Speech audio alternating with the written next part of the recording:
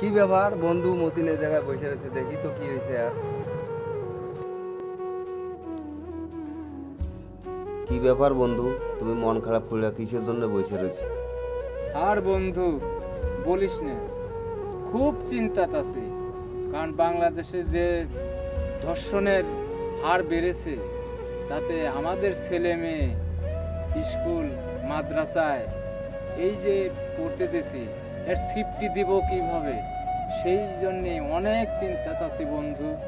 ঠিক বলছো বন্ধু, যে দেশে 7 বছরের বাচ্চা ধর্ষণ হয়, সেই দেশে তোমার আমার মেয়ের নিরাপত্তা পাবো কোথায়? কার কাছে গেলে কোথায় নিরাপত্তা পাবো, একটু বলো আমার।